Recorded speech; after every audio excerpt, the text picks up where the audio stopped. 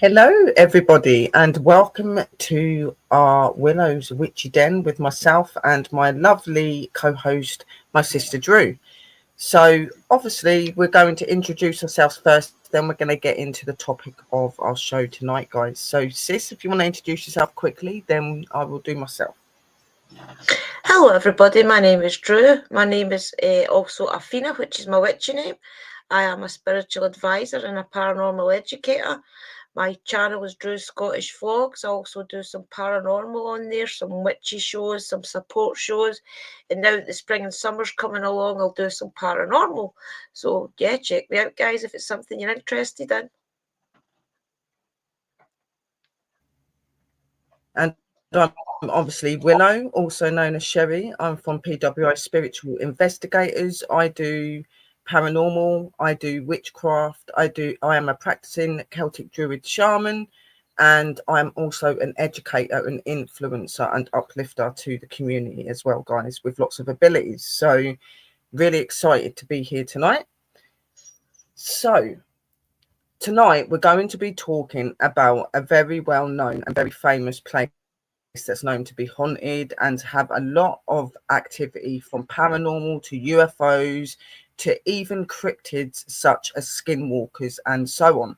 So tonight we're going to be talking about Skinwalker Ranch, one of the most known places and one of the most recorded haunted places that is actually studied and researched by scientists because of its strange activity. So we're going to be doing a lot of talking about the ranch today. I've got numerous bits of information and research that myself and my producer that is helping me to get my show on the road it needs to be. We've been getting content and stuff together for you guys.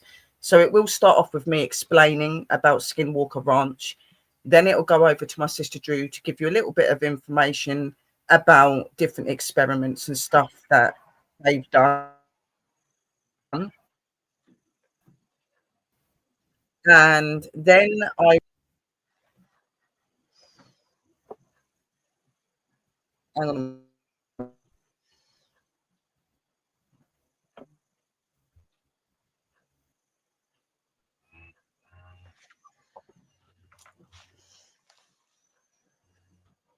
Yeah, I was echoing. Sorry, guys. So yeah, we're going. Sister Drew's going to talk about the science that's done there. We're going to take a short couple of minutes break, and then we're going to come back and we're going to do some videos and pause them and talk to you guys about what we think of the videos, get your explanations and what you think. And then we will do a little short discussion at the end and we'll end the show. So I don't want to leave it too much longer. So we'll start off with the content that I got, which is part two. So just let me, part one, sorry. Let me just get that up. So, if anybody doesn't know what Skinwalker Ranch is, here's some history and information about the ranch so that you have a bit of an understanding of what comes from it. What is Skinwalker Ranch and what's really going on there? Did you know that one of the most uniquely mysterious places in the world is right in Utah? Rumors of the UFO and extraterrestrial beings have been swirling around this area for years. But despite the stories, no hard evidence has ever been released to show what's really going on there. In fact, the world may never know.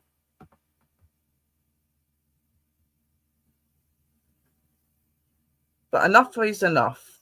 The big U2 claw outside of Lovell and Aquarium. Let's talk about Utah.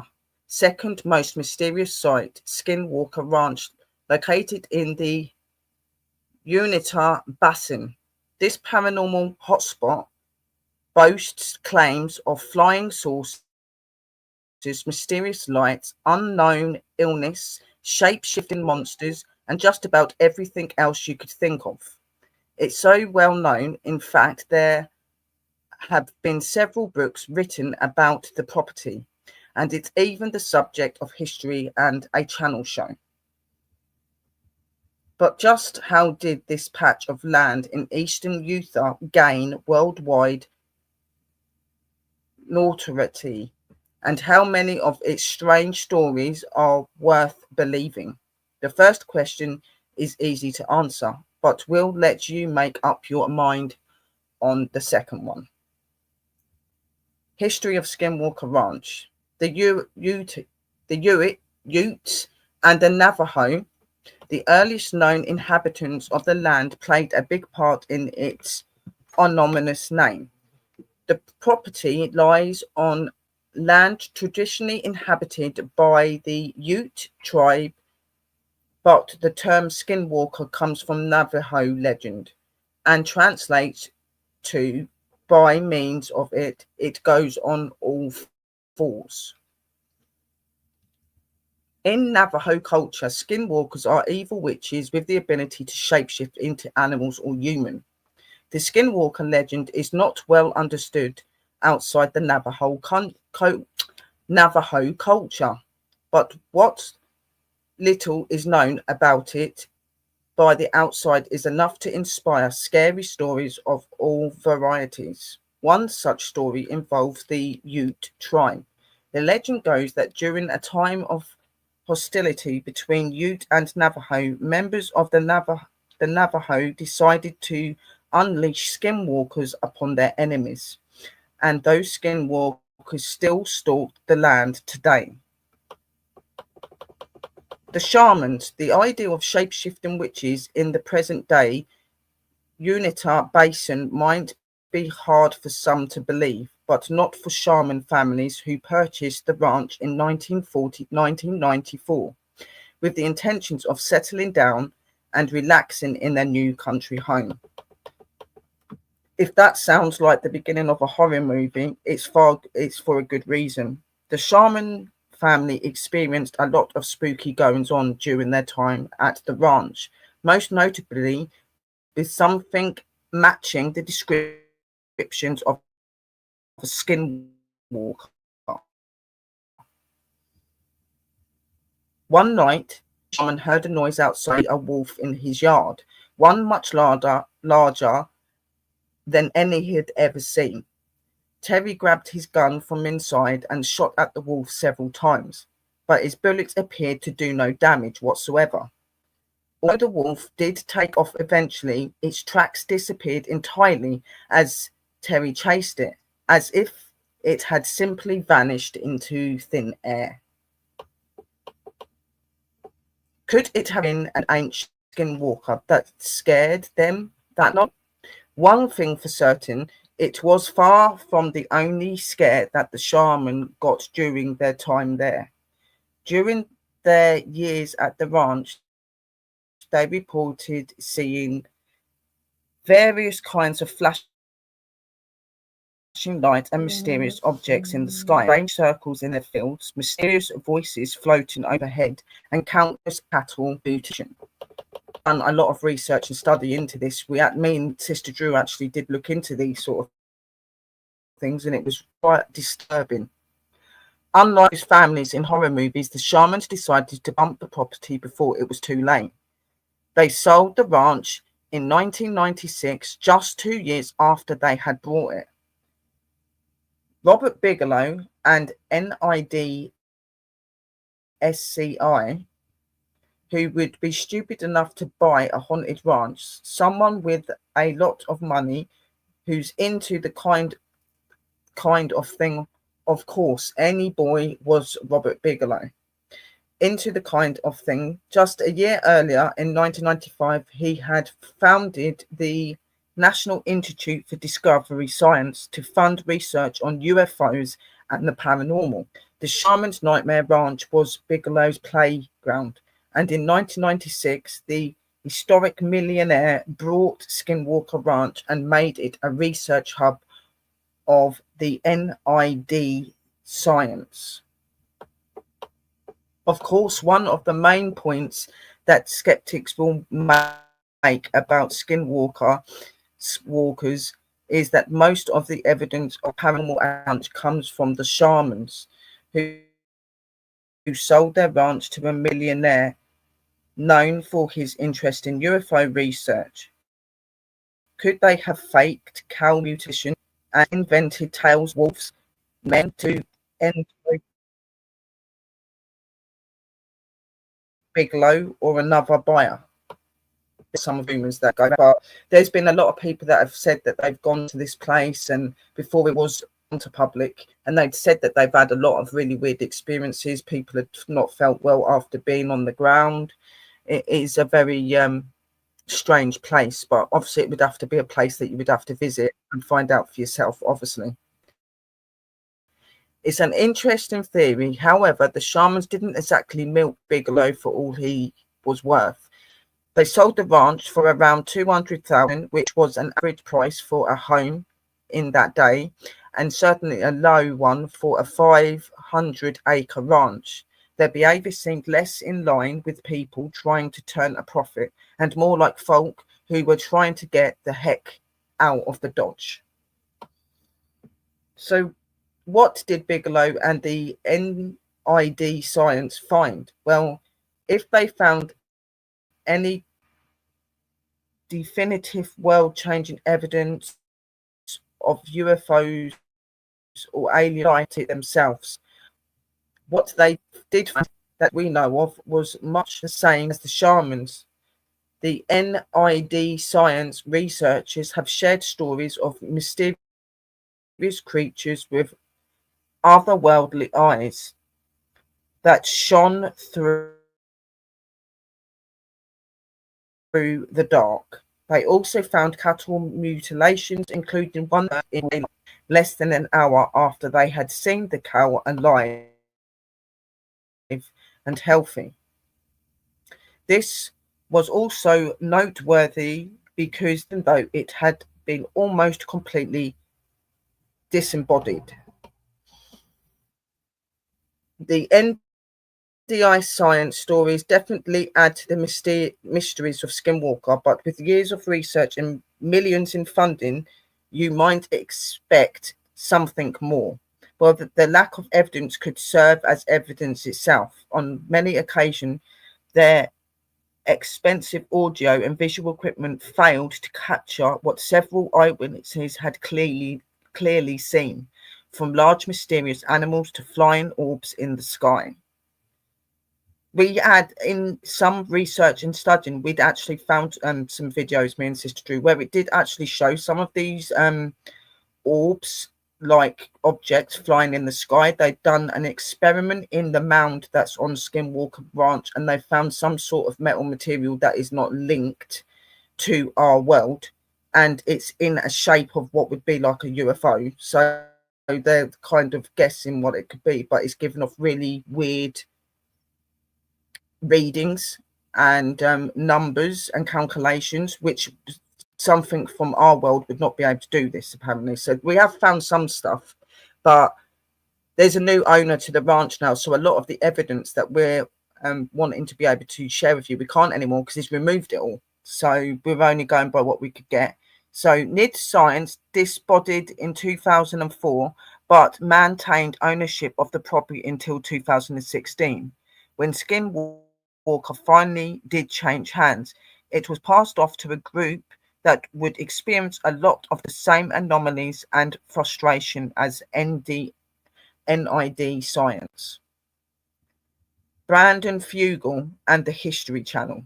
In 2006, Bigelow sold the ranch to a buyer who wished to remain anonymous for a whopping 4 years. Brandon Fugel and Utah Real Estate Mogul announced in 2020 that he was the mysterious owner and that the History Channel would be recording a reality TV show on the property titled The Secrets of Skinwalker Ranch. The show properties Fugel attempt to bring scientific approaches to the mysterious surrounding the ranch, surrounded by a team of experts in range of scientific disciplines, as well as a guy named Dragon. Fugel seeked answers to the questions that he and countless others have asked over the years. If it sounds a lot like NID science, that's because it is. Reality TV just wasn't as popular in 1996. Like so many investigators before them, the current occupants of Skinwalker Ranch have found more questions than answers. Why does electronic equipment seem to malfunction on the ranch? Why have so many occupants reported unexplained illness? Why does the indescribable feelings of strangeness they feel on the ranch seem to follow them home? Why is there a grown man named Dragon? Did he give himself that nickname? Does he make his friends call him Dragon all the time? The search for answers continues. Our local tales. The inhabitants of Skinwalker Ranch may have reported slightly different stories over the years, but they have a few things in common. They are hard to shake. Most notable is the strong conviction that what they seeing is the real deal, and it's a convention shared by many in the area. Since the 1950s, there have been hundreds of reports of UFOs and unexplained phenomena in Unita Basin, and not just a skinwalker neighbor of the ranch reported seeing various types of bright lights in the sky, often appearing as a shape that looks like a doorway or a portal. Others reported giant flying objects. Cattle mutilations are common too. Some neighbors have reported seeing cows that appear to have been struck by lightning with no sign of scorch earth to be found. One group shared a story of trying to spot UFOs one night, only to return and find their car had been moved without a trace or tire track in the desert sand. Perhaps most horrifying, however, is the story of a group of History Channel production assistants who have to get coffee for Dragon every day. So what's really going on? There are plenty of theories as to what is going on over Skinwalker Ranch. You've guessed it. Some of them are pretty out there, but something definitely is going on. So what's the harm in venturing and to guess?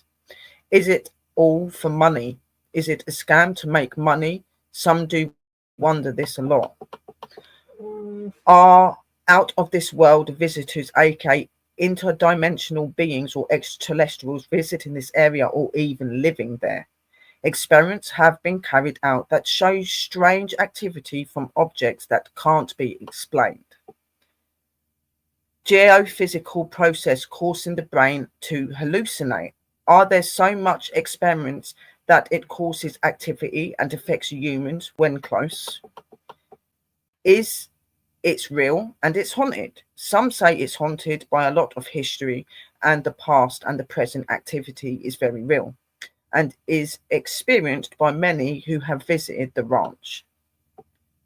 Can you visit Skinwalker Ranch? Since the ranch is on private property, you can't visit without being invited by the owners. We don't recommend trying to sneak in either, because their head security is pretty tough. We won't say who it is, but the name rhymes with dragon.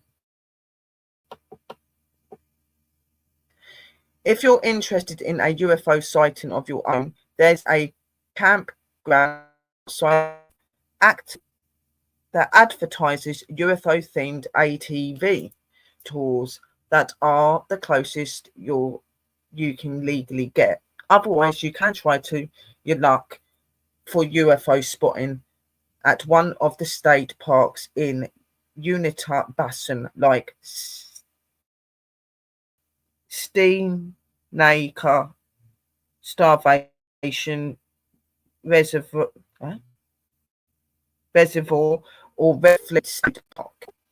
Will you see any flying saucers or mysterious lights as you stare up at the night sky?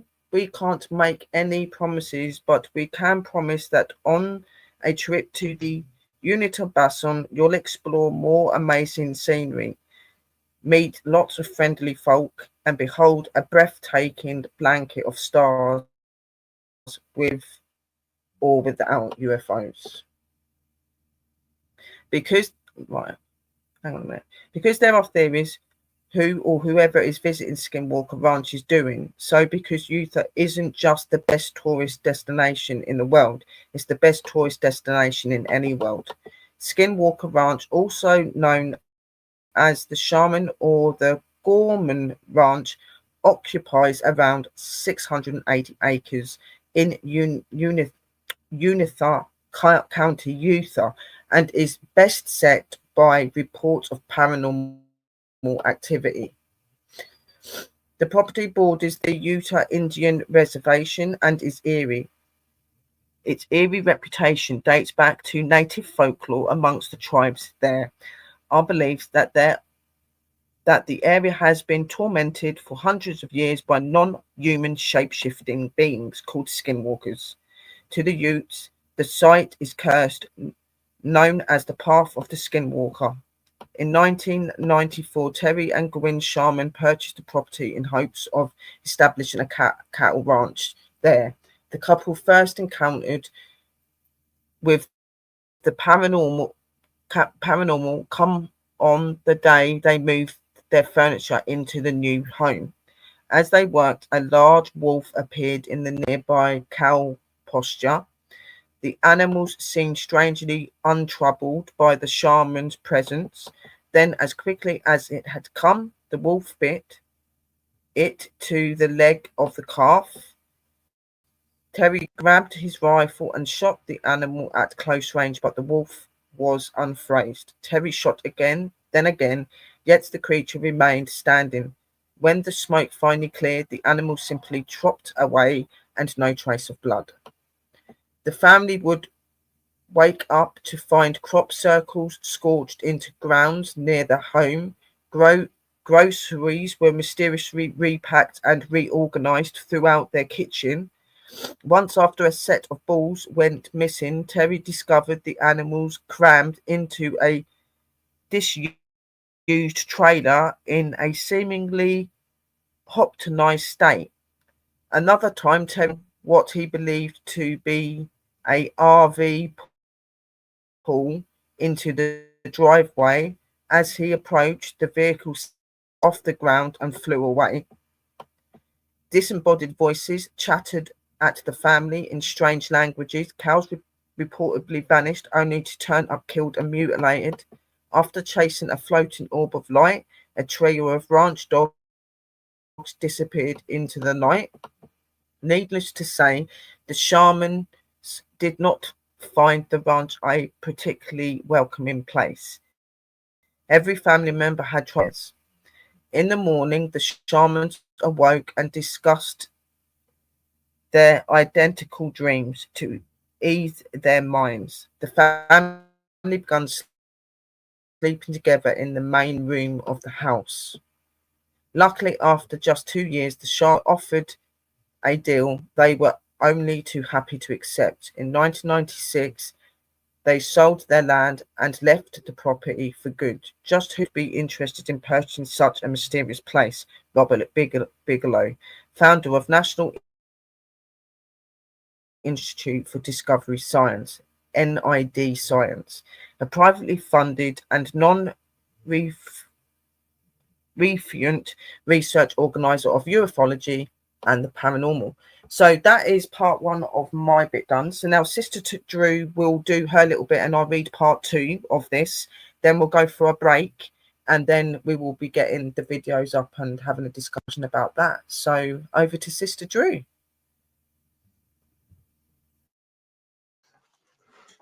Hello, everybody. Yeah, so I'd watched a few of the programs and things on Skinwalker Ranch a few years ago. So I'm really coming from a place where I've been watching it on the television.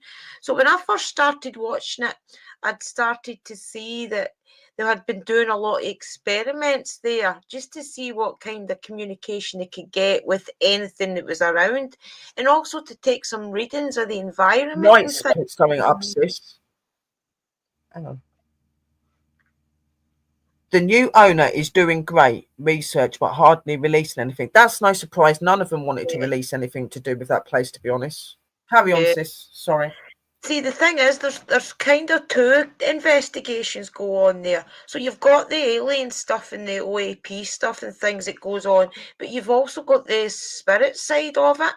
So I believe that they do link up in a certain way. Yeah. So you've got all the experiments that the guys Oh do yeah, to definitely. to do the readings and things. So what they had done was they had sent. There's a piece in the ranch that's like a triangle, and it sits right down next to the. Yeah. I can't remember what they even call it. They call it like it's like the big part of the. It's like a big rock. Essentially, it's a big rock. So they do experiments They there. like the mound. The mound. Yeah, the mound, sorry. Yes. Yeah, they do experiments in the mound. So the triangle is right outside the mound. So they've sent up a couple of rockets and things through time, and it's as if the rockets hit a certain part and then they can't go any further. They have to split off, which indicates that there's something there. So last year they had done some more experiments with trying to fly drones and things up so the drones could take pictures. They've sent up, say, 50 drones for talk's sake. About 30 of them all fell back down to the ground.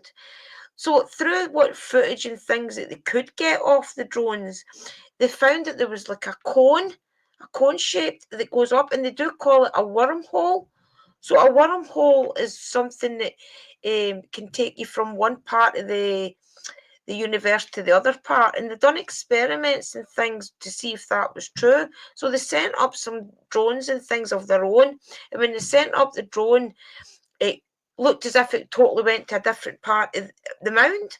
So basically what it had done was it had went through one of the wormholes. And if you watch it on, it's actually, I'm quite surprised that they put this all on the programme, because, guys, they try and hide a lot of it. So so basically, through doing that, they know now that there is like wormholes and things just above Skinwalker Ranch. So that leaves an open portal to absolutely anything coming in from above. But guys, also remember they do experiments to go below. So they've done experiments as well to ground penetrating radar and things to see if they can find any anomalies down below. And they've also found out as well that much like the wormholes above, there's also things that like that under the ground as well. So that makes it not only open to above for things coming in, but also below. So think about it. That means that all your spirits, all your entities and things can come in at any point in time. So can you imagine just how busy Skinwalker Ranch really is with all these different entities coming in? I Oh, there'd be believe a lot of energy. Yeah, I believe that down below, when the ones that's on the bottom, and not even on the bottom, even where they're standing and things, there's open portals for things to come and go all the time. So it's But they'd definitely also done something as well, sis. Do you remember that thing we watched?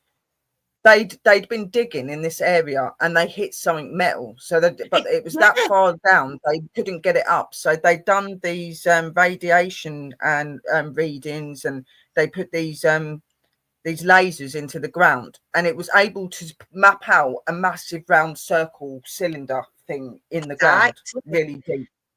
So is that And where all the they're radiation wondering problems behind come them. from? Sorry. Yeah, carry on. So it makes you wonder if that's where all the radiation problems and things come from. I mean, I know the cows and things that's been found mutilated. I do believe that that's going to be entities and things that is drawing whatever they can out. Maybe even a couple of Yeah, different entities using the cow for whatever they need. But yeah, it was definitely interesting that time where you seen the UAP above and you seen the cow just totally change character. It was amazing. So yeah. there's so much, but it's actually quite disappointing for the amount of time that they have They, been researching there, just how little information they'd is out there. also found they'd also found some of their machinery in the top of trees. How did machinery get in the top of trees? Do you remember that Like, as well? They had that machinery in the tree as well, and they couldn't work out how it got up there. not there. It's just so crazy. So that suggests that there's something whirling around and throwing things about. Either that, or it shows that things are getting thrown down from above. there's just so much theories out there, I think, that they don't want to put too much for you to connect the dots. They do say that they think that there's ley lines that run all underneath that place, which is another reason for the activity as well, which is why it's calling in the UFO energy and it's calling in the extraterrestrial, it's calling in spirit and other entities and things that are attached to that land, because it's got that energy in it already. It calls it. It's a portal. It's like a massive portal that's just constantly open. It's like Spaghetti Junction. It's just a pure. It's probably, when you think about it, it's probably a stop-off point for some of them as well. Who knows? We can't see. You know, it's all in. Well, there are rumours. There are rumours that some of the extraterrestrial live under the ground of the Skinwalker Ranch. They've got theories that they're living under there, which could be the reason to why this massive object is implanted in the ground. Definitely. You know, like, yeah. It is a very strange place, definitely, and very interesting. That's probably why when they do as much experiments as well, that most 90% of the time they fail, because the entities and things don't want you to interrupt what they've got going on. Obviously, the mound is some sort of energetic thing for them to use as energy, or that's where they're staying. It's in the mound. Exactly, and it's like you were saying about the experiments. They've done those ones with the rocket, right? They've done the ones with like the drones, but before that, they'd done an experiment with rockets. They'd made these little rockets that they were trying to set off, and these rockets flew up to this object, and you could see that they were blatantly bouncing off of something that you could not see that was within that area. You'd see them just ping off like they're hitting something. Yeah, it's nuts. And tried to do it along as fascinating. Well. And it hits something. They've done picture things as well, haven't they? They've done like mapping of the land, and there's all these weird portal shapes coming out the ground in the mapping, like these weird shaped energy. Yeah, it's definitely me and Sister Drew done a lot of research into the Skinwalker Ranch. Yeah, it's an amazing place, guys. It really is. My partner's fine, thank you. Eli. Hi, brother Eli. I can't see the comments. It's an interesting one. It is an interesting. Right there, we're back. Hi, brother Eli. I always so excited. Got sis. I'm just saying it's an interesting place now that I've seen with what you read out, that they're going to be doing tours.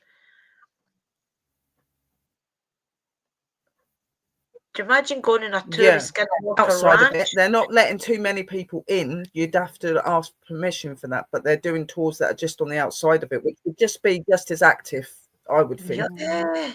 You would feel the energy, of course, as well.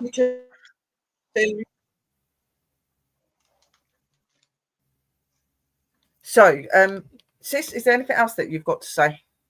No, that was it. Thanks. Right, okay. So I'll get on to my chapter 2, and then we'll take a little break, and then we'll get on to the videos, which are actually 2 people that are from the shaman communities, different communities, and one of them does YouTube, and they've got some really interesting theories on skinwalkers and other stuff like that. So now I'm going to talk to you about the history of like the weird creatures that are on the property. Skinwalkers is one of them. So what are skinwalkers? Originating from Navajo Dain folklore, a skinwalker is a malevolent witch capable of transforming into possessing of disguising themselves as an animal or a human, also called a yi. Now that's so shy. The phrase translates to "with it, he goes on all fours." A person becomes a skinwalker by communicating a heinous act like killing a family member that gives them supernatural powers, allowing them to shapeshift from a human to an animal at will. They often become coyotes, wolves, foxes, or bears, that though they can take the form of any animal. Skinwalkers and bad fortune. In the Navajo culture, are often to blame when things go wrong, such as illness, misfortune, or unexplained deaths. The reason is that skinwalkers are witches who can manipulate and harm through dark magic. Therefore, when something out there of the ordinary or unexpected happens, like crop failures, people take it to be the work of skinwalkers.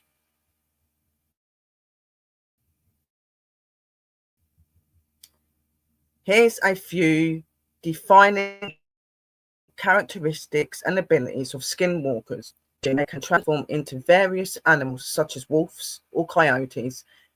They'll change forms depending on their needs. For example, if they need immense strength, they might become a bear. Skinwalkers assume their roles voluntarily. It's not a curse like being a werewolf. Supernatural speed, they move at incredibly fast speed. Mimicry, they can imitate human voices or animal sounds to deceive others. Mind control, they influence or control the thoughts of others. Cursing, they can cast harmful spells or curses upon a person. They have physical strength, they have superhuman strength, they have glowing eyes. According to legend, you can tell if you're in the presence of a skinwalker by their eyes. If you shine a light on one, they were in animal form, their eyes glow bright red. In human form, their eyes seem animal-like. Becoming a skinwalker. People become communicating tattoos, acts such as murder, often of a close relative, as part of a dark intention into witchery way. This transformation involves mastering the use of dark magic, including shapeshifting and casting curses to harm others.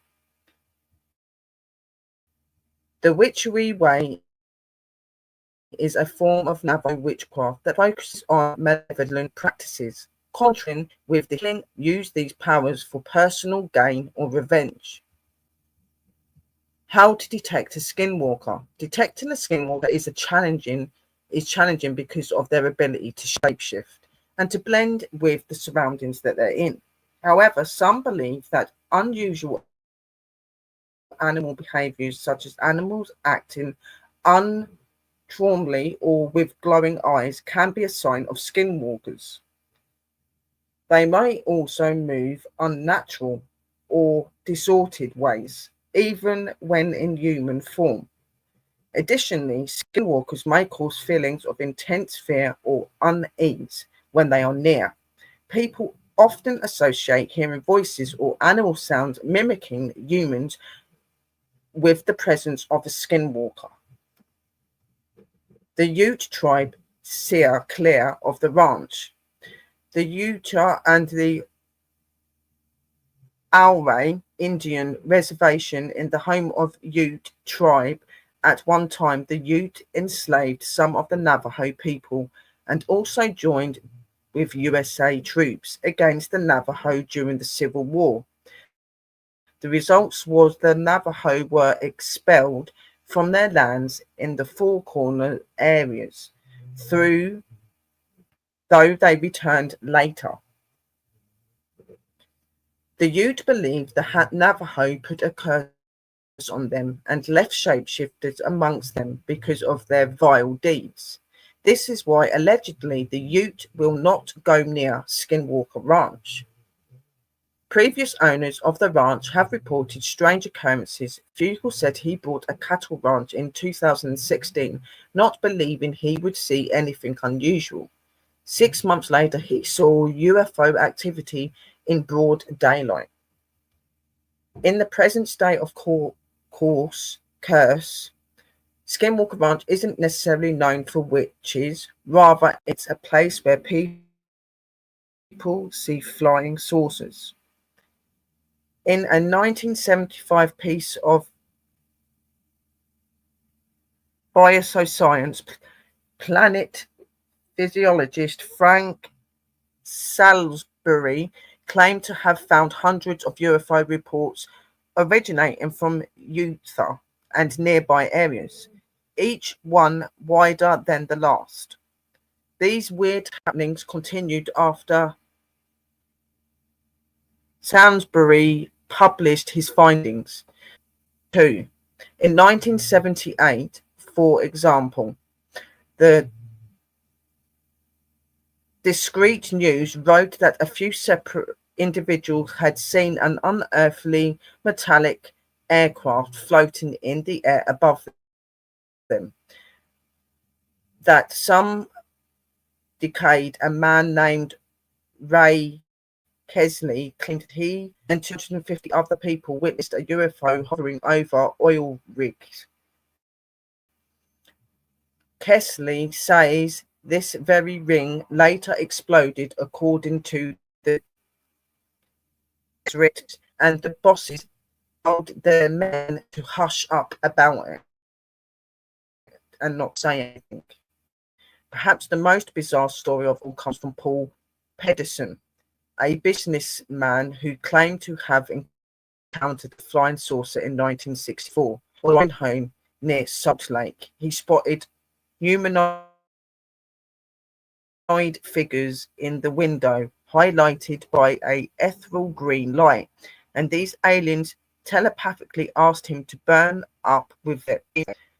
Pedersen answered in his mind, not aloud, by thinking about his wife and kids and how he couldn't leave them behind. Eventually, the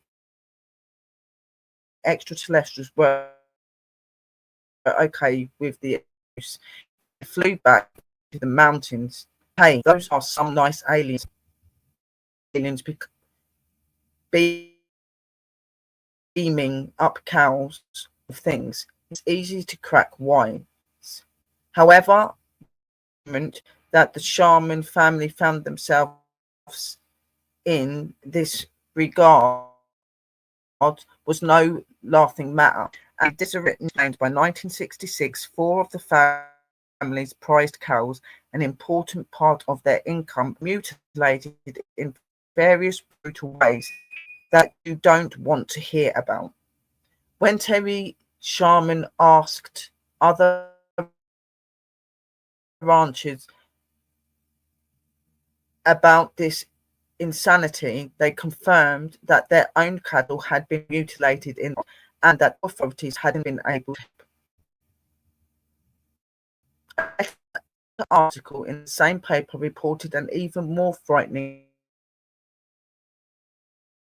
cattle incident that occurred on March the 10th, 1977. On that morning, less than an hour after a healthy 84 was tagged, the animal corpse was found in the middle of the field in broad daylight, with all of the blood drained from its body. According to those of the scene, there was no blood in the field, no blood in the dirt, and nothing in the calf itself.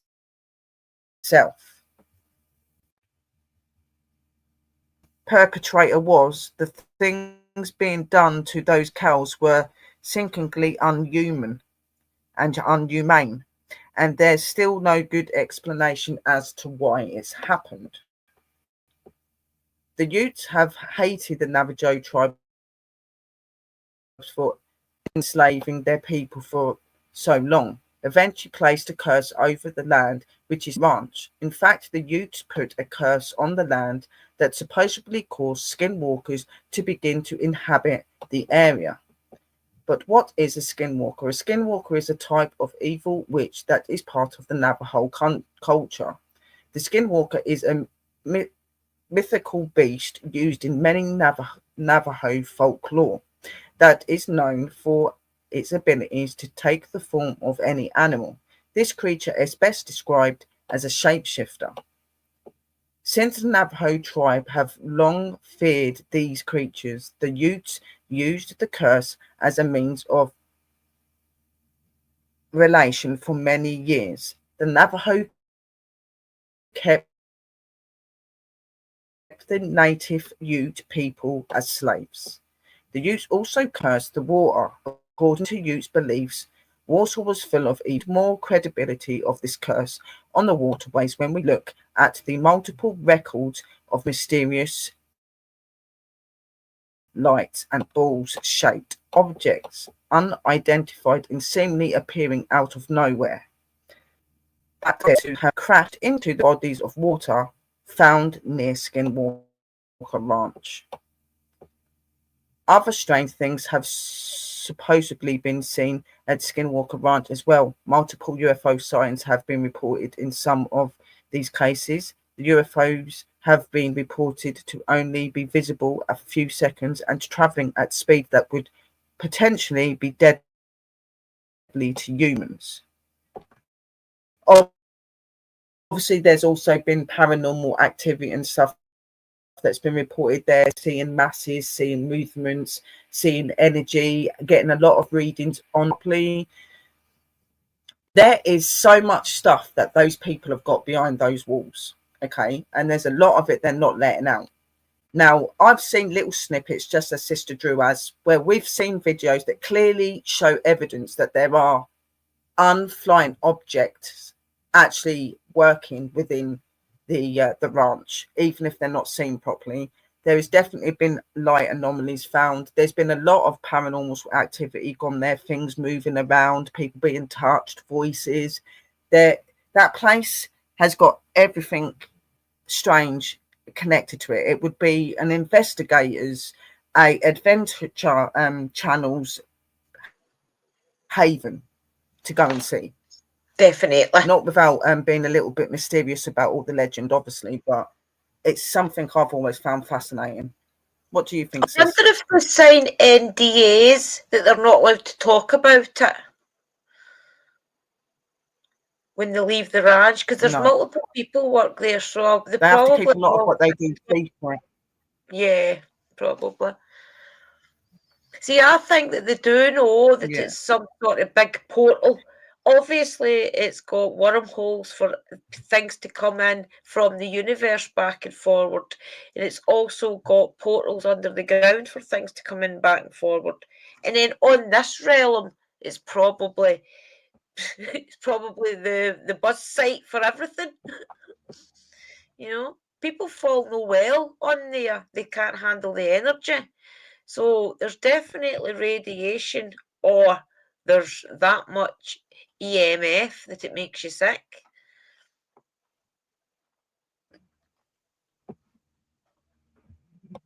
it does. It does.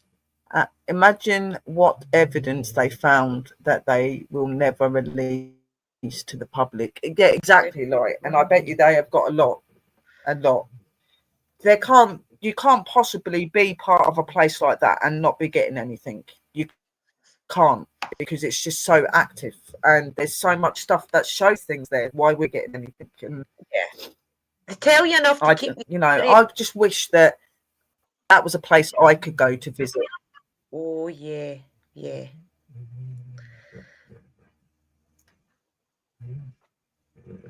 Oh, I think somebody else. Hang on.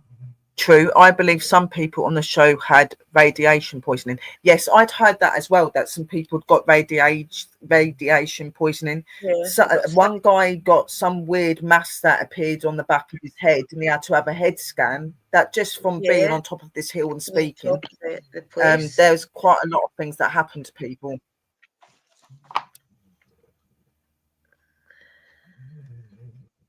Yeah, no, yeah, I definitely agree. Definitely, some mysterious stuff going on there. It's a place that you would need to go and visit and experience for yourself to be truly 100% there. But in my opinion, there's just too much evidence and too much stuff there for there not to be anything wrong with that place. There's just too much. Like, So, what do we think is there it then, is a Sister really interesting Sherry? place. What do we think is actually there? I do believe that there is extraterrestrial energy there. I do believe that Yeah, they are surrounded by extraterrestrial energy. They can hide and they can disguise themselves so they're not seen. And so they can with their objects as well, camouflaging and yeah, hiding them and stuff, a bit like what the Fae do, you yeah. know, where they block seeing things. So definitely UFO and extraterrestrial. I do believe there's probably some weird cryptid or creepy monster, something there. There's got to be Yeah, with all the legends. Do I believe in the definitely. skinwalkers? Possibly. I think that there Yeah, could be. yeah, Paranormal, sure. definitely. Definitely believe Yeah, there's spirit there, without doubt. for sure, for sure. Because the different portals and things that's there. I mean, just even going to Google and Google it yourself. There's got to be probably every type of entity coming and going there.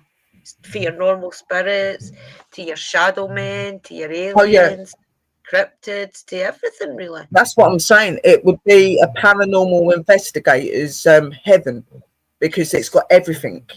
everything you could You wouldn't possibly need to want. go anywhere else. And remember, the land is Stay mad. there. You Yeah, know what I it's mean? mad. So they probably have got all their own little corners of the place, you know?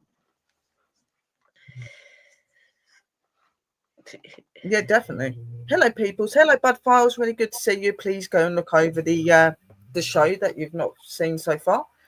Yeah, Hope you're welcome well. in.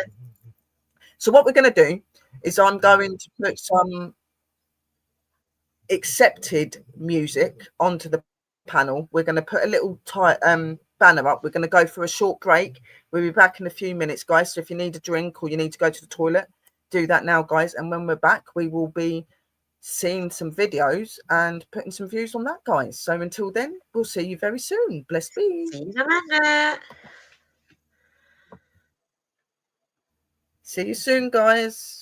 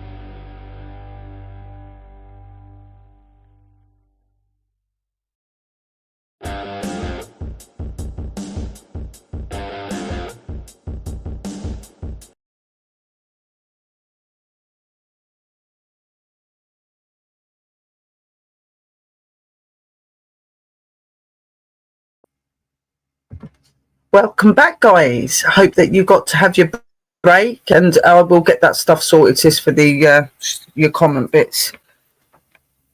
Perfect. Right, so we are back, guys. So we're going to keep continuing to do Skinwalker runs. So now I'm going to be showing some videos that my researcher and producer helped me to get. So these are really interesting. As I said before earlier, they are some videos that are from some native people. One of them does have a YouTube channel and is a younger guy. Then you've got an older guy. So he's more of the elder type of person. So they've all got like distinctions on what they believe like the skinwalkers are and about the powers and the magic and the energy.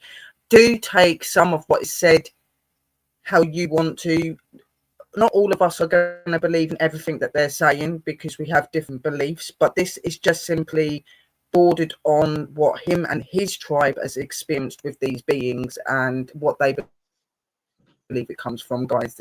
You know, they don't mean anything evil or nasty towards us. It's just their beliefs because of their experiences. So I will state that to you guys. So you choose to believe what you think, and obviously you know who you are as people. So that's all I'm going to say. So if we start with the first video, which is of the young guy, that would be awesome.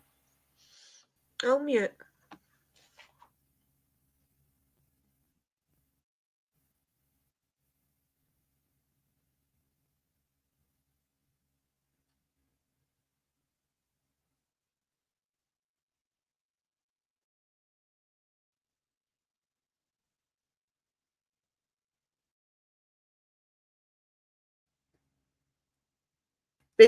Video, please.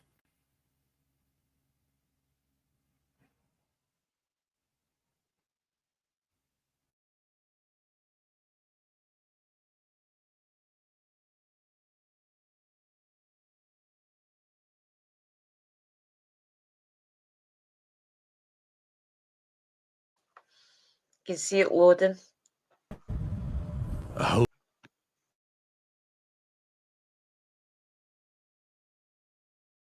Episode of Sean Clinton Shadow Productions. So this one's gonna be a little bit different from my niche, but not really different from who I am. So this one's gonna be a different segue into my paranormal side of my channel. So this is gonna be the very first episode I'm gonna be going over, and I have to say I have seen a lot of misinformation out there about the subject I'm going to be covering. I've been traveling on the YouTubes, the TikToks, the Instagrams, and I've been seeing a lot of videos about how people try to tell stories about skinwalkers. Here, for example, in this video, we see a skinwalker who has taken on the form of a man. Oh, hey neighbor. In fact, skinwalkers are basically wizards who've killed their loved ones. Now, I know a lot of you out there have heard stories or even claimed to have seen a skinwalker in their lives. And I have to say that maybe like 80% of you are wrong. Let me explain. So, I know a lot of word has been spread across the United States, across all Turtle Island, and even the world about skinwalkers and the lores and the legends of it. And I've seen a lot of YouTube videos. They get some things right here and there, but I noticed that they miss a lot of stuff. And, you know, I honestly don't blame them. You know, it's a hot topic. They're not from these lands, and so they do their best to get what they can from Google and do the research online. And so I'm here to set the story straight. And now I know on our previous channel, Unearthing the Supernatural, we've kind of covered this subject a lot. But here I'm going to do it officially on my channel. So, where does the Skinwalker come from? Where does the Yanagloshi come from? Where do they hail? Where do they live? Hell, might even know what they eat. Just kidding. But Skinwalkers and Yanagloshis originate from the Navajo Nation. Hundreds of years ago, medicinal people used to go to our four sacred mountains that border the Navajo Nation. 2 in Colorado, 1 in Arizona, and 1 in New Mexico. Now, these medicinal people would have to traverse the land very quickly to be able to do this ceremony within a couple days. So, the spiritual people taught these medicinal men how to shapeshift, how to turn into animals, how to turn into deer, how to turn into coyote, how to turn into hawks. And so they use this power to be able to traverse the land for good, to do really good medicinal ceremonies, to be able to help patients. And in that old sacred way, they used to do this. But to be able to learn how to shapeshift was a very, very, very hard task and was not easy to do. So what people used to have to do, they used to spend years of their life learning the songs, going through ceremonies to be able to learn how to shapeshift into these animals. Now, there's a lot of people that were out there that were like, man, this is taking too long. I can't do this. I can't stick with this. Now, when that happened, evil and darkness heard their voice as well, heard their prayers, searching for an easier way to do this. Darkness and evil said, Pause it. I know how to make you shapeshift real easy, but there's a couple things that you have to do. Right, so at the minute, they're just talking about how they believe like wizards, witches, people that in the craft are able to use dark magic to bring form and to be able to turn into animals and other types of human. But not quite looking like what we would look like. Sometimes they can take form of human form as well, as you see in one of the videos in that just a minute ago. They are said to be very dangerous. They bring bad luck, and they're really not very nice creatures to be around. They can bring a lot of trouble and danger to you and to your family as well. So they are shapeshifters, meaning that they can go from a human form into an animal to be able to get to places quicker, to be able to reach these destinations quicker. A lot of the time when they take these forms is because they're actually trying to get to a location to present rituals and other things to bring out their energy more. So I just thought that I'd give you a little bit of a description on what he's talking about here, and that they can take different animal forms such as bears and foxes, wolves, coyotes. They are known to take other animals as well, but these are normally the sort of ones that they would. Deer as well is another one. So that's just a little bit of information. You could have the video back up again, please. To be able to obtain this power. So some people were just like, well, what do you have to do? There's certain steps and ceremonies you have to do to be able to learn how to shapeshift the way we do. First off, you have to sacrifice a loved one, an immediate loved one. Whether that be your lover, your mother, your father, your sister, your brother, or your child, or your grandparents. Somebody that you love and hold close and dear to your heart. You'd have to take them out into the reservation, into the darkness, and you would have to sacrifice them to be able to first step and to obtain this power. Now I know this is really dark, this is really gruesome, but this is a truth of how Yanagloshi has become to be. So there's some other steps that you have to take that I'm not going to actually disclose to you, because a lot of that is very gruesome, and I'm not going to go into detail because a lot of it we're going to keep sacred here. But once you complete all these tasks, you're able to learn how to shapeshift into evil and darkness.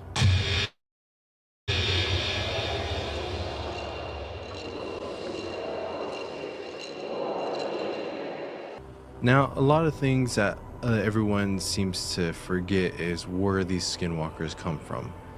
The Navajo Nation itself holds a lot of sacred power within its borders, and a lot of songs and ceremonies that tie into the mountains, the land, the sky, and its geological point where it's at.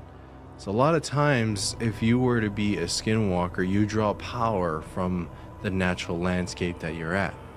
Now, am I saying that there couldn't be a possibility of a skinwalker leaving the Navajo Nation? No. If they're really pretty high skilled enough to be able to leave the Navajo Nation, say go to the East Coast or learn how to shapeshift over there, use the mountain terrain over there and everything. Yes, it's possible, but very, very unlikely. So what are some of the traits of a skinwalker? What are the things they can and cannot do? Can they turn into an elephant? Yeah, maybe, but they have to go and hunt and kill an elephant, wear its skin, and do the whole ceremony.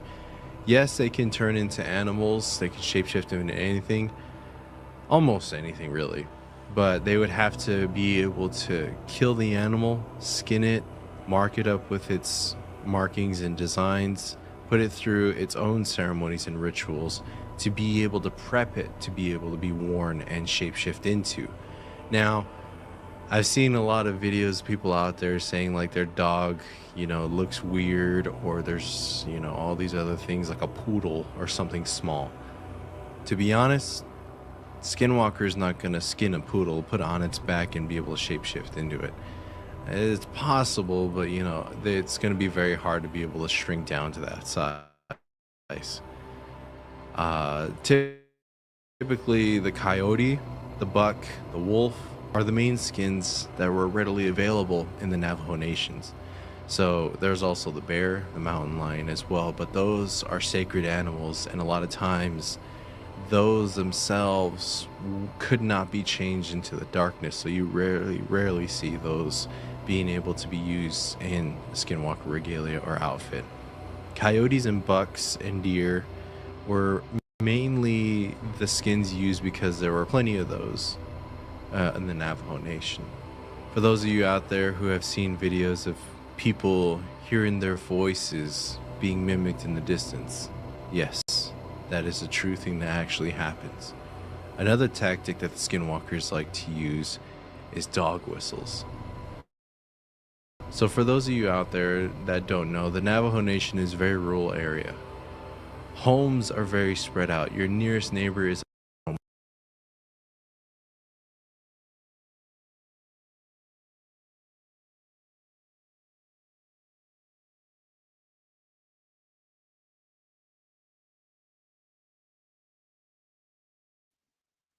So yeah, in this part, like obviously they're he's describing about how you can become a skinwalker, all the rituals, all of the ceremonies that you have to carry out.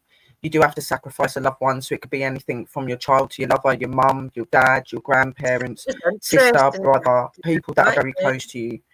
You would have to sacrifice one of them. Yes, some pretty gruesome stuff to be done to get to this level. And why would you want to? That's part one done. So we have got part two to this. Then we've got another video after that, guys. But I thought that we'd just talk for a couple of seconds while the other video gets brought into the area.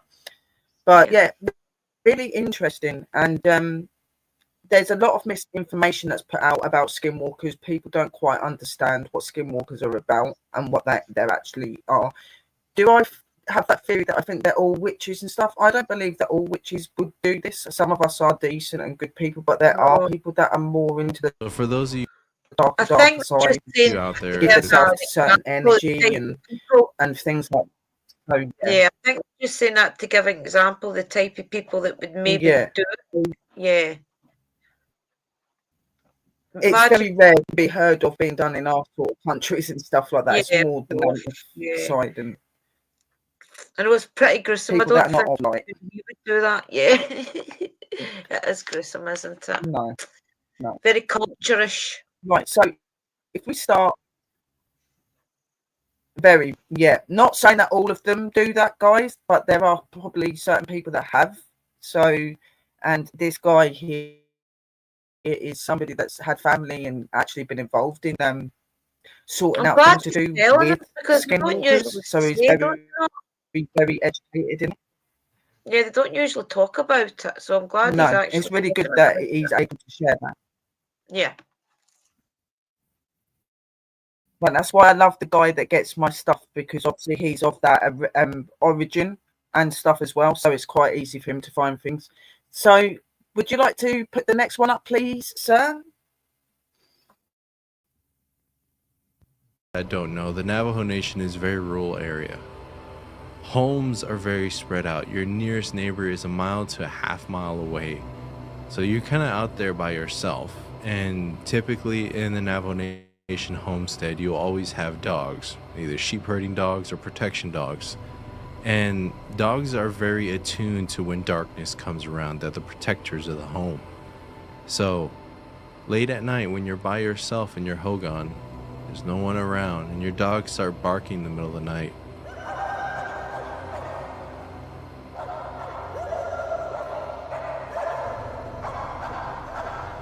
But then they stop. You're like wondering, like, why? Why did my dog stop barking? One tool that these skinwalkers use is dog whistles. They use these whistles, or bone whistles, more specifically. They use these whistles to be able to hush up the dogs, to be able to sneak in close to the home. And then they put these powders, they do these songs and these ceremonies to be able to put your animals and protectors to sleep. Now, I'm pretty sure everyone out there in the Navajo Nation knows, and if you're watching this, I'm sure you have stories of being home late at night, sleeping, and then you hear footsteps on your roof.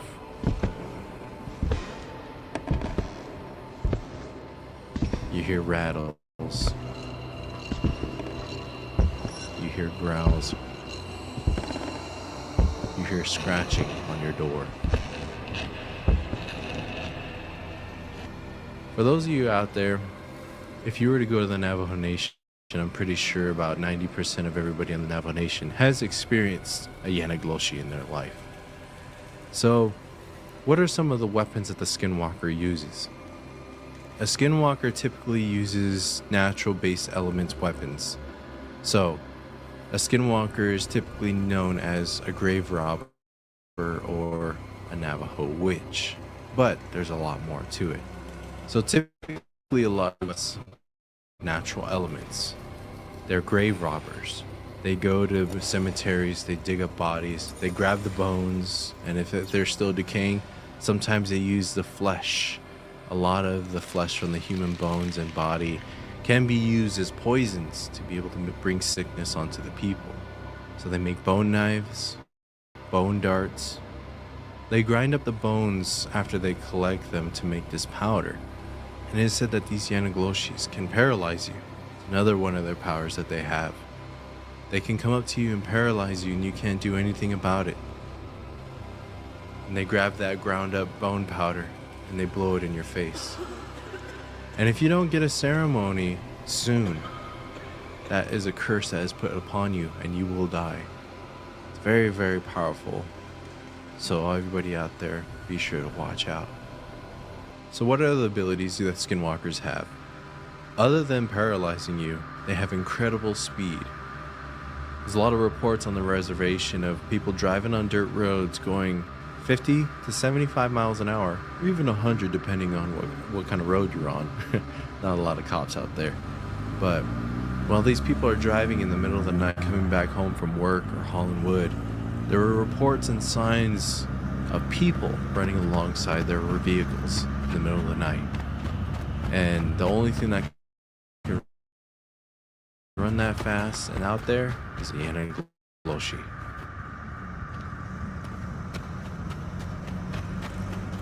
So who am I to talk about skinwalkers?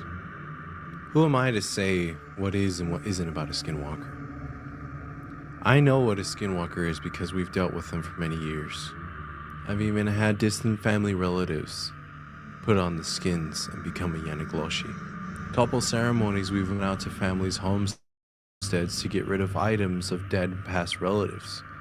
And inside those items were Yanagloshi regalia, skins, antlers, weapons, bone knives, bones itself, inside their belongings. So I know what skinwalkers can do to a person. Now I know you're not supposed to go out and talk about Yanagloshis or speak about Yanagloshis, but unless you know how to handle them. So I've had a lot of encounters with skinwalkers growing up, from a little kid staying out at my great-grandmother's house to hearing them in the middle of the nights, running out on a roof, knocking on the door, and copying our family members' voices from the outside to help draw us out. Now, these beings are very, very powerful to the normal person. But if you have the knowledge to be able to defend yourself against these monsters, you'll be alright. One of the biggest tools that these skinwalkers have against you is fear itself. Fear is their biggest tool that they have to be able to paralyze you, to gain control of you. And I know, middle of the night, you're by yourself on the reservation, and out there in the darkness, you see a figure stand up. You see a coyote stand up on its 2 feet. I know, it's very terrifying. You got to be a very special person to not be terrified of that. But there's a lot of protections that you can use to be able to protect yourself in your home. Ash is one of the big things that you can use from a fire after you pray with it, after you put cedar down, to put on yourself and around your home as well. There's a lot of ceremonial objects that a lot of indigenous people have that they use in ceremonies that can be used to protect yourself in your home. Utilize these paraphernalia, utilize your jish to be able to protect yourself and your families out there. So for everyone out there, if you see a TikTok video or a YouTube video about people talking about skinwalkers outside of the Navajo Nation, take it with a grain of salt.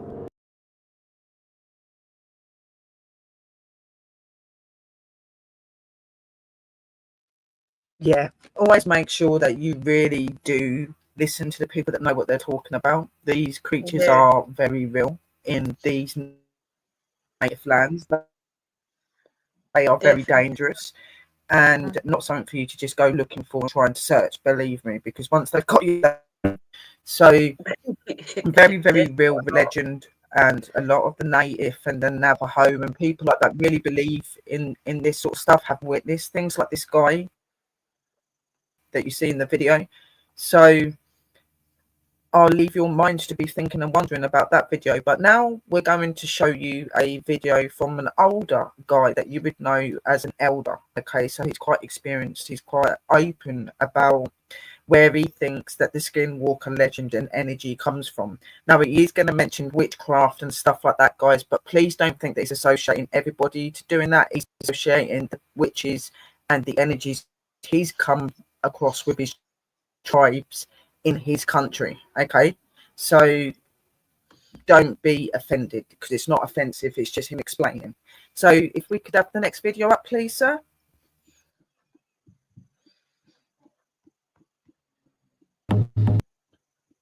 Or people the when individuals of any background. They don't have to be Navajo, they can be other tribes or even white people or black people. When they begin to ask about the ways of the in skinwalkers and other craft and the black arts and that, we get the spirits of anyone, because if you begin to learn just a little bit, that interest in learning will grow, and eventually you will be recruited by the evil one, and you will help the demons and that to spread the things that are wrong, and you will be in a position to cast evil spells and to say evil prayers and to say evil things against people, to do ugly things to society and to the people that we love around us. That's why the net don't like to share that type of information with anyone.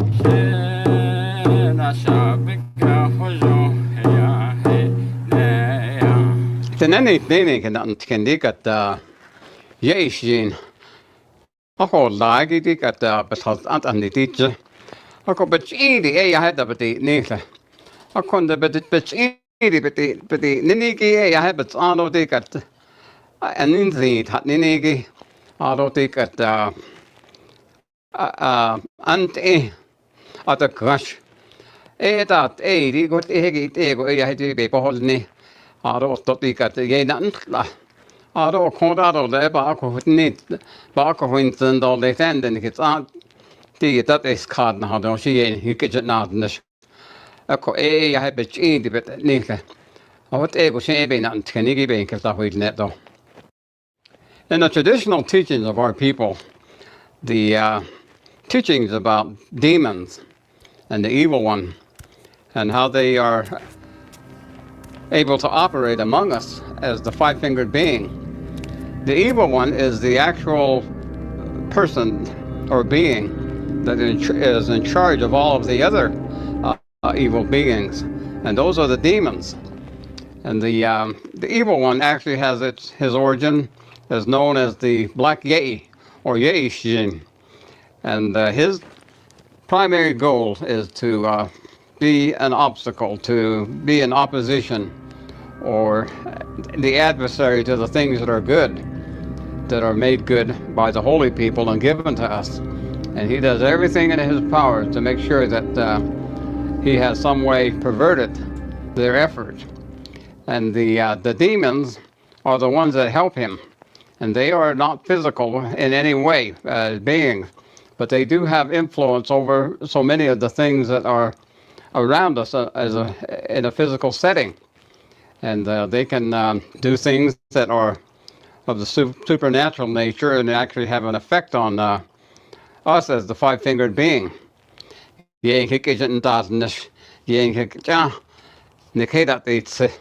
Is what we are told. And the demons actually have about 4 different names that we apply to them as the way that they have power. And the witchcraft is one of them. And Atakash is another one. Ante is another one. There's a 4th one that I don't like to give a name to, and that is more of a physical type of an attack on the human body. If you are weak in a spiritual way, or an emotional way, or in a mental way, when those are combined, they can attack you. And it is that what they can inflict upon you is actually physical illnesses, and that can deteriorate your body to where it's almost nothing. And so those are the type of powers that they actually have. But in modern times, and that the influence and that the evil ones have, they take any type of form. They come in all sizes and shapes, either as physical five-fingered beings or even material type of things to distract us. And that is the main thing, is the adversary is always making the effort to distract us from the things that are right and good. And so it is that we have, in our own traditional teaching, what we have is the skinwalker. The skinwalkers are actually, they are actual beings or people, the five-fingered being that have great knowledge of the dark side. And they are able to do the flat line and to actually be between here and the next world and in spirit form, and able to do things to get around and do the evil that they can do. And that is very evil in so many ways. And so those are the ones that we call Yenal Doshi. And I don't like to talk about it, and the Net don't like to talk about it. It is that they have available, or we have, and it is always for distraction.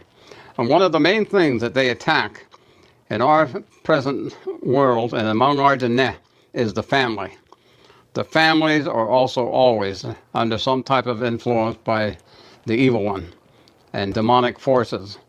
And so we have their efforts to make our families not stable, not united. And it is that they have that influence. And so it destroys the family. Is the most important thing. That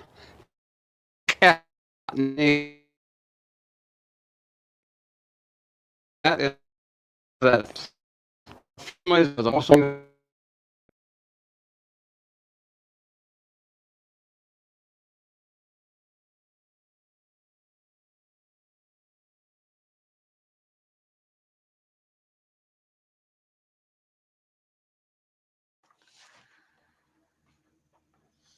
Very interesting, man.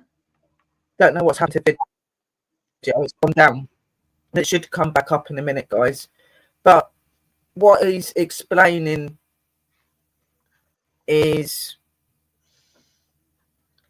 you know, the information about the skinwalkers, how he feels that in their tribe they've been brought into characteristic, and he believes it is through like craft such as witchcraft, witchery, sorcery, sort of things, certain other tribal beliefs and stuff that have brought it in as well.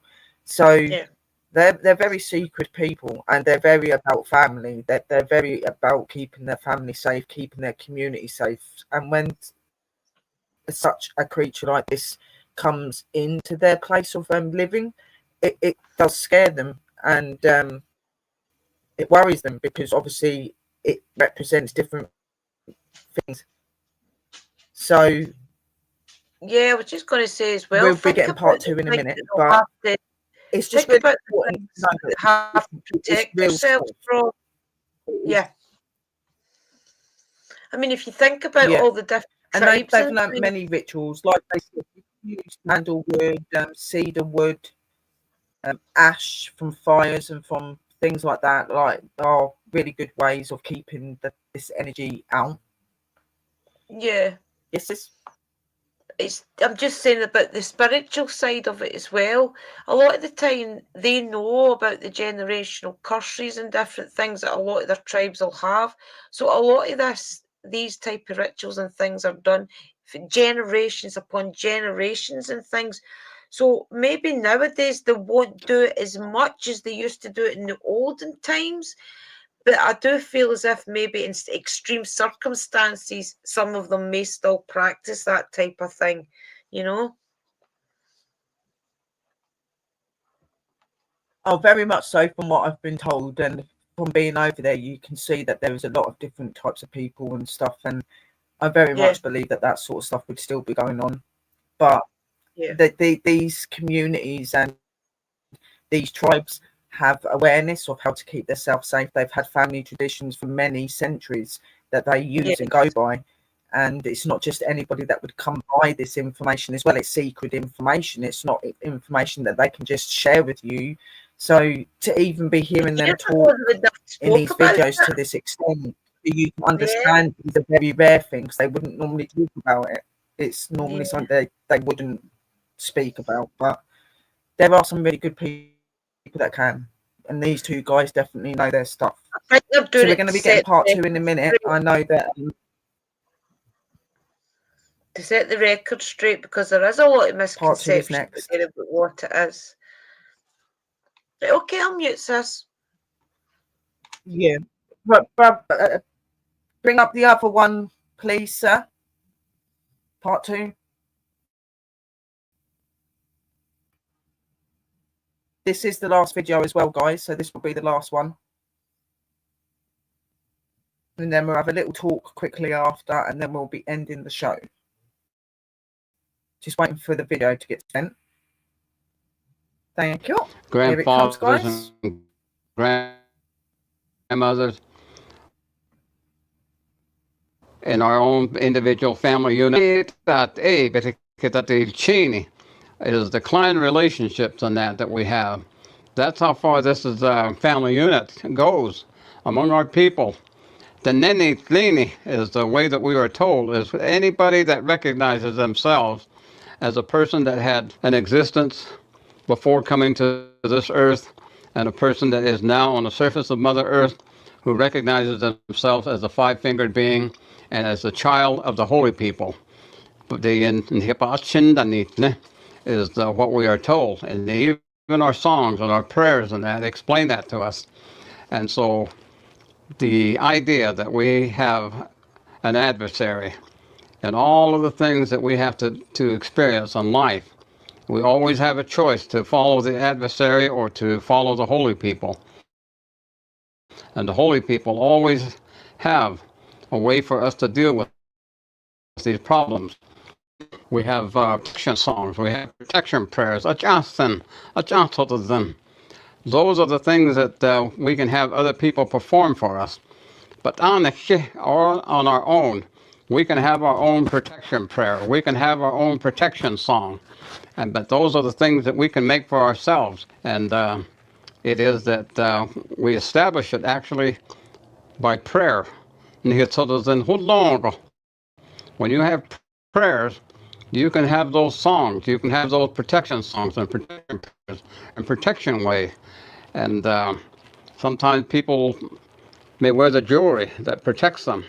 And they also can have herbs, or they might have tatatine, or inside of their corn pollen pouch, they might carry certain things that are there to protect them from the evil one.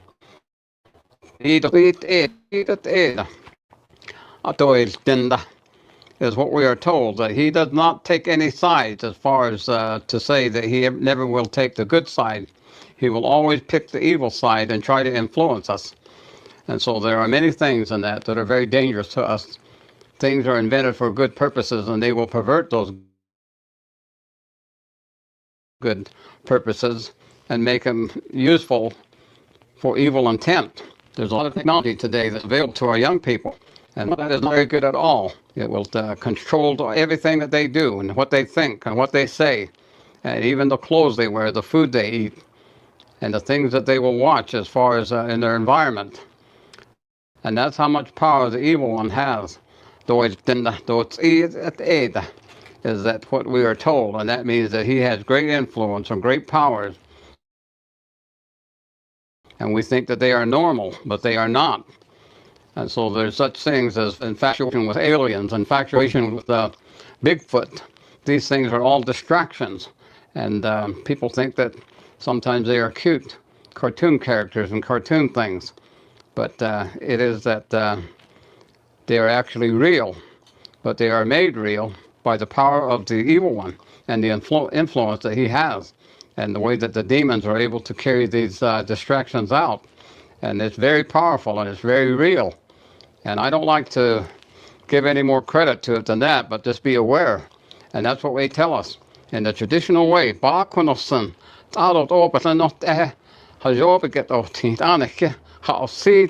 Observe and watch and learn. And then when you learn it, then you understand it, and you learn how to avoid it. And be sure and be able to have your own protection song, your own protection prayer, and carry things that on you that remind you that you are the child of holy people, and that they will protect you, and if you depend on them. And those are the things that we are told.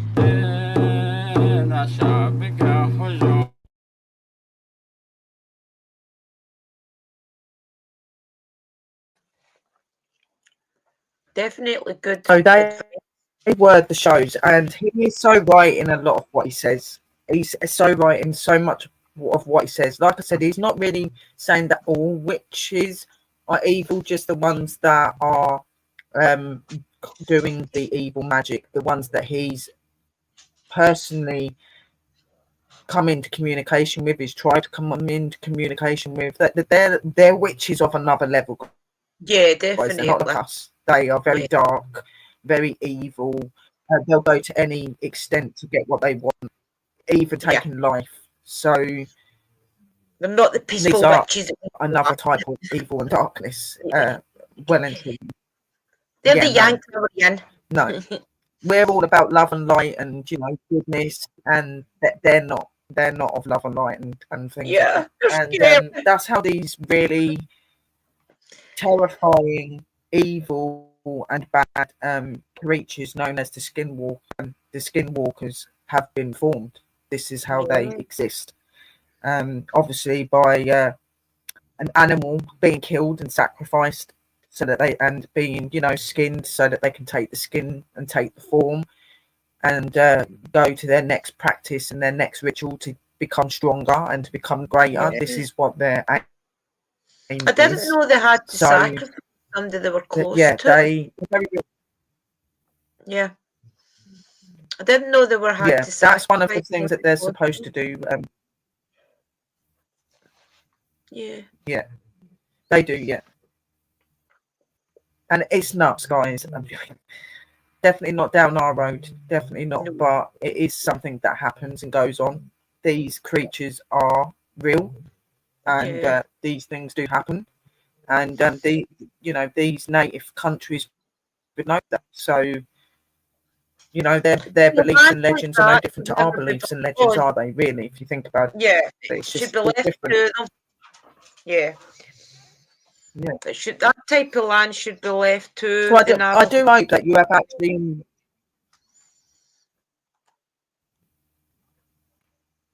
Yeah, carry on, sis. I was just saying that the land and things should be left to the native people. You know, we shouldn't go in there and start doing things that maybe go against their traditions and things, because it just makes disrupt over everything, you know. And I'm not just talking about Skinwalker Ranch, I'm talking about overall. You know, it should be left to these native people. I believe anyway, that's my opinion. Anywhere. Yeah. Yeah. Anywhere.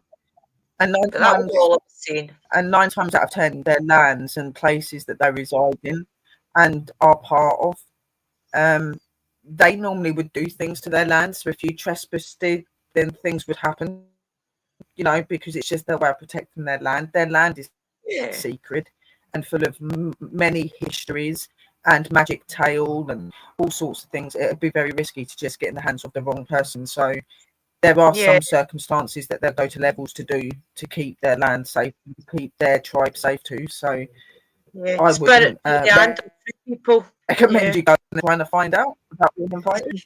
Yeah. No thanks. No thank you. Definitely not. End up in a pot.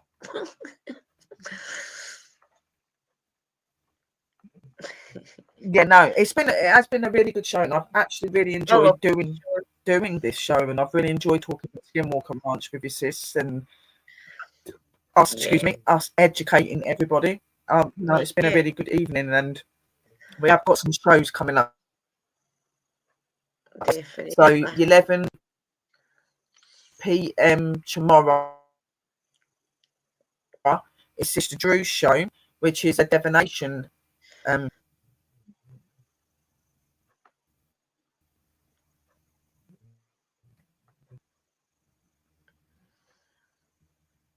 Sorry, I didn't hear it. It was breaking up. Tell you about my show. Right, okay, yes, my show tomorrow night, guys. It is now changed to a Tuesday. I said, do you want to talk to him a little bit? Yeah. Yeah, sorry, it's just breaking up a lot, guys. I do apologise. Yeah, my show's now changed to a Tuesday, guys.